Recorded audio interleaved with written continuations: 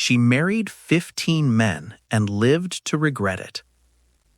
They say that too much of anything, power, food, love, or pleasure, can destroy a person if not guided by wisdom. Once upon a time, in the heart of Awaji Village, a local community in Nigeria, lived a wealthy woman named Akuna. She was a well-respected woman in Awaji because of her wealth and generosity. Akuna owned many hectares of land with several farm workers. She also had numerous palm trees, with servants constantly processing palm oil and selling it to neighboring villages. In fact, word had it that Akuna was a major distributor of palm oil in 7 villages. Aside from palm oil production, she owned a piggery and a poultry farm, both managed by many workers.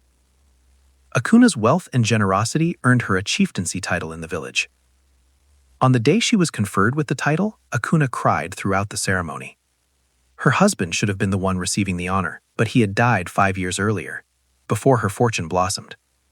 He died on a rainy night while going to call the midwife. Akuna had gone into labor unexpectedly, and the rain was heavy. "I don't want you to go," Akuna pleaded.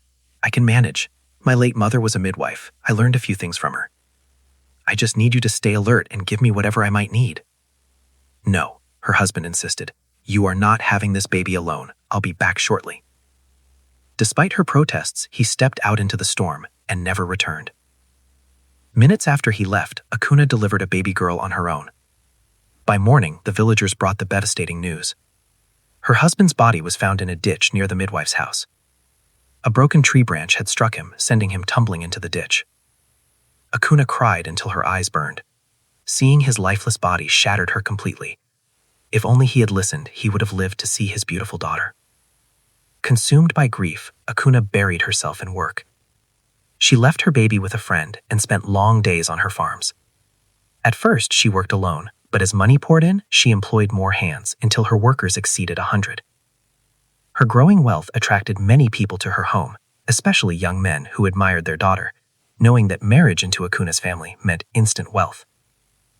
Akuna's daughter Kesia was a beautiful child who grew into a very large woman as she got older. From childhood, Kesia ate excessively, every kind of sweet and delicacy she could find.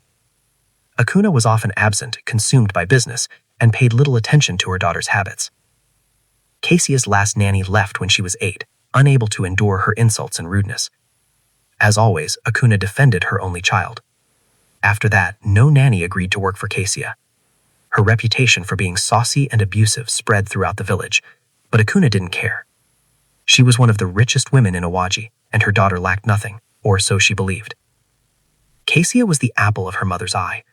She was spirited, but her mother's wealth shielded her from learning life's true lessons. As Kesia grew, so did her appetite. With her mother constantly busy, no one regulated her eating. She ate endlessly until nothing was left. Her peers mocked her, but Kesia didn't care. As a young woman, she fell in love with Ekene, the son of her mother's manager.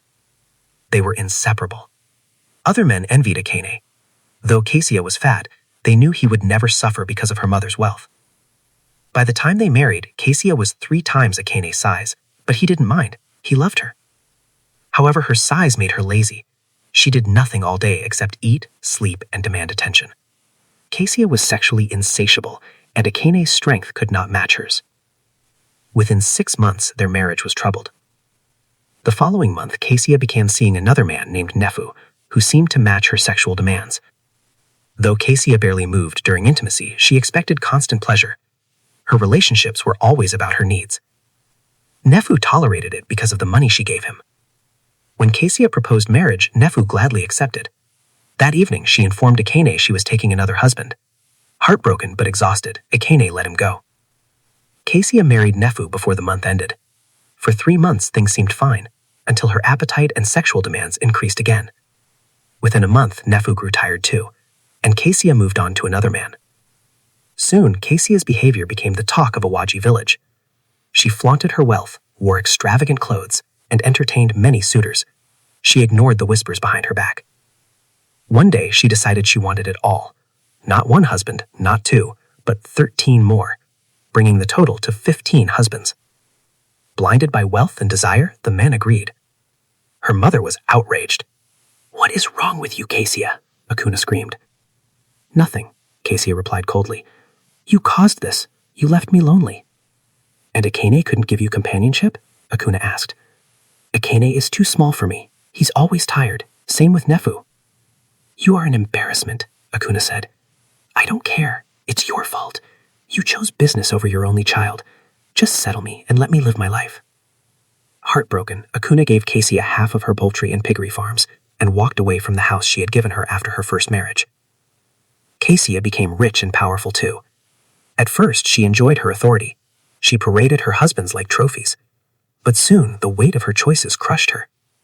With 15 men competing for her attention, chaos reigned. Her once-admired life spiraled into disorder. Gradually, her husbands abandoned her, one by one. Some stole her wealth before leaving. Kesia was left empty and disgraced. Ashamed and broken, she returned to her mother's house, begging for forgiveness. Akuna, though deeply hurt, welcomed her back. Kesia also faced severe health challenges. Her massive weight made movement difficult. Sitting and walking became painful.